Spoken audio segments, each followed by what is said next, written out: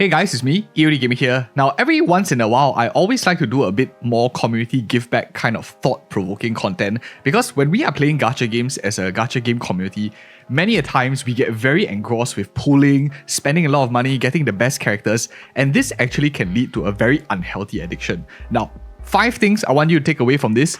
5 years of playing gacha games, 4 years creating content. I have over 20 million views in gacha game content, and this video is going to be slightly different from the normal ones. I want to share with you 5 things that I took away from my time playing gacha games that are going to help you in the long run in your personal life as well. Not just making your account better, but making you as a person better. Now, the first and most important thing that I think I want to cover is free to play always is better than pay to win. What do I mean by that? I don't mean how strong your account is, but in terms of mental well-being, never purchasing a single pack in a game actually makes a person and makes me feel a lot better than spending a lot of money.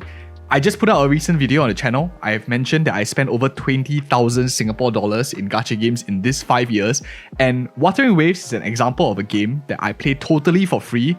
And in hindsight, now that I don't really play as much as, of course, the main games I cover on my channel, which is Honkai Star Rail and stuff, but this is a completely free-to-play game, and every time I get a new character, I feel a lot happier than I would in my other accounts which I spend money on, because when you spend money, you kind of expect the thing to happen, whereas if you're free to play, you just count your blessings. If you get an early 5-star, you really genuinely feel happy, and you get a lot of satisfaction for $0 investment. In my opinion, this change in expectations is probably the biggest thing, because when you don't expect to get something, that's when you actually truly become a lot happier, which is the ultimate objective of games. Other than killing time, you want to make sure that you're happier. It's also healthier on your financial wallet, and my opinion is, if I were to choose in terms of a spectrum, I probably would lean more towards the free-to-play option a little bit more, since I already would give a lot of time to the game to help drive engagement for the game and contribute in other ways too, especially if you're a student, you can't afford it.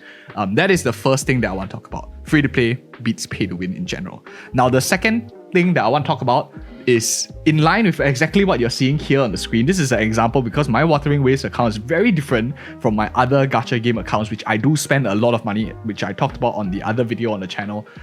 Lessons I've learned spending shit tons of money. More importantly, I think, is you need to play the game your own way. What makes you happy? For me, I wanted to challenge myself, being a total free-to-play account and having characters, all 5-star characters at just level 1 other than the main character, the MC, which is what I have leveled. That's basically you. I played my own way. I just pick up standard weapons, and this makes me a lot happier. Don't be forced by other people's way of playing the game. Some people might say you must play only with certain rules, meta characters and stuff. Ultimately, meta only matters if you're trying to progress efficiently.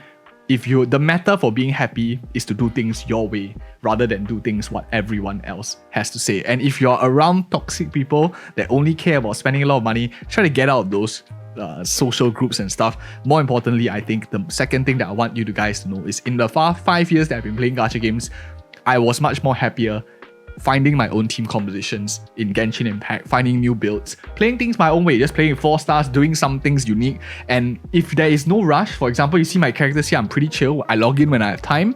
If I'm too busy, I don't really log in.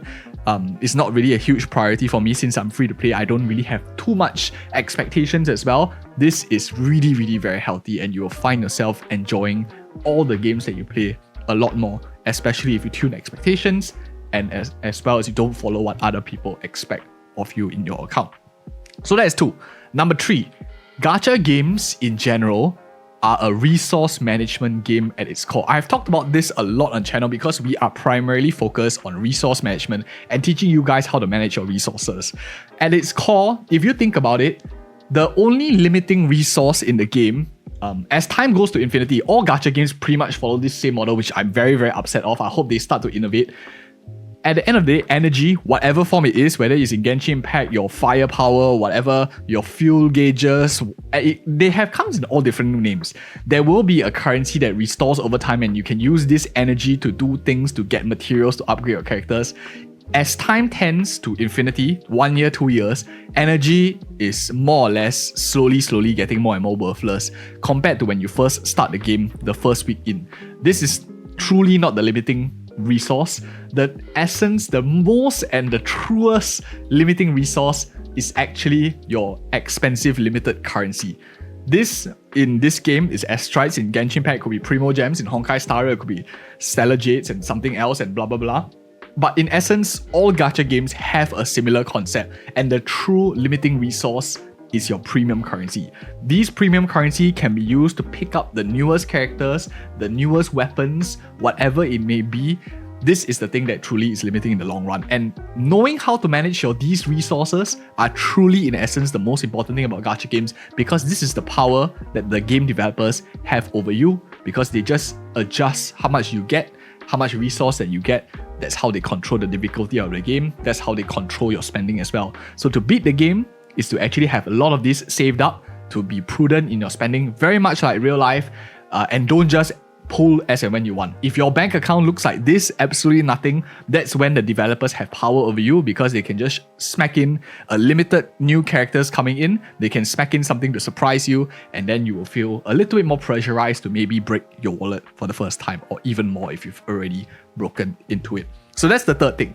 Once you understand that it's a resource management game, everything else kind of falls into place, because it doesn't really matter how good your DPS is. You understand how the game has control over you, and you are a winner in the end of the day once you know that these rules apply. Number 4 is in line with the third thing. At the end of the day, the developers control everything. I always like to use a little bit of maybe a philosophical quote. I like to see the thing of this game, or gacha games in general, is that we are living in the developers' world. They are like our landlords, and us as gamers are just renting a space in their world for a brief period of time. By renting, I mean absolutely paying no rent if you are free to play. If you are pay to win, then maybe you rent it for a small sum. But once you have that mentality, once you have this mindset going into games, you start to realize that the developers have an idea of how they want to create the game. And at the end of the day, players, us, we don't control anything at all. All we are is just like going into the game and enjoying whatever it is. So when they nerf the game modes, they make certain characters like meta and stuff, the game mode very hard. It's because they would just want to keep up their business expenses. They want just to keep up revenue and stuff. So you need to understand from their perspective that they are a landlord. They need to try to extract value from some renters as well. If everyone doesn't pay, then there's a huge problem. So something to take note. Once you know this, it's going to be a lot healthier, and you feel a lot happier in general playing gacha games, because it's a very different landscape from a lot of the other games.